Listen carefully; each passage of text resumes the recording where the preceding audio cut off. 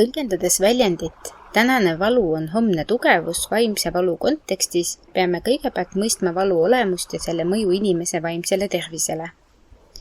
See fraas osutab valu püsivale mõjule ja võimalikule eskaleerumisele tulevikus, kui valu ei leita ega tegeleta sellega adekvaatselt.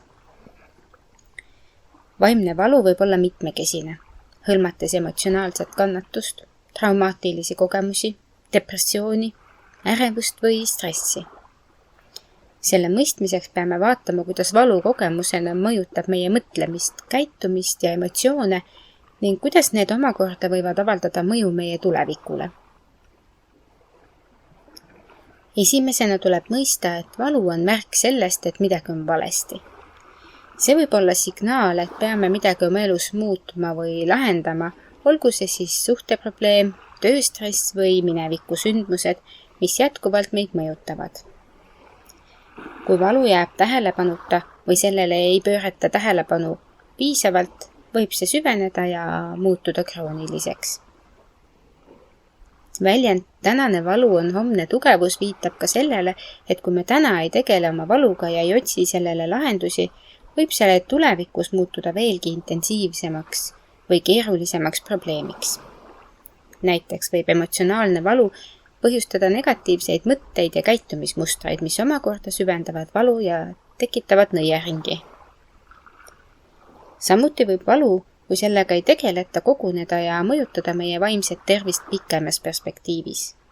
Pikaajaline stress või trauma võib viia nii ärevuse kui ka depressiooni tekkeni ning mõjutada meie suhteid, tööd ja üldist elukvaliteeti.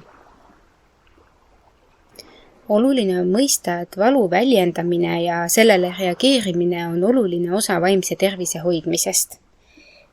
See võib hõlmata eneseabiraamatute lugemist, terapeudiga rääkimist või sotsiaalse toe otsimist lähedaselt ja sõpradelt.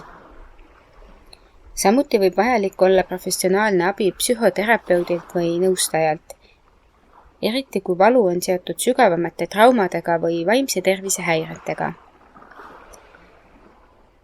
Valuga tegelemine muudab meid tugevamaks ja õpetab tulevikus paremaid viise probleemidega toimetulemiseks. Seega võib tänane valu on homne tugevus fraas meile meelde tuletada, et hoolimata sellest, kui valus või ebamugav meie praegune olukord võib ka olla, on oluline pöörata sellele valule tähelepanu ja võtta kasutusele vajalikud meetmed, et mitte lasta sellel muutuda veelgi suuremaks probleemiks tulevikus.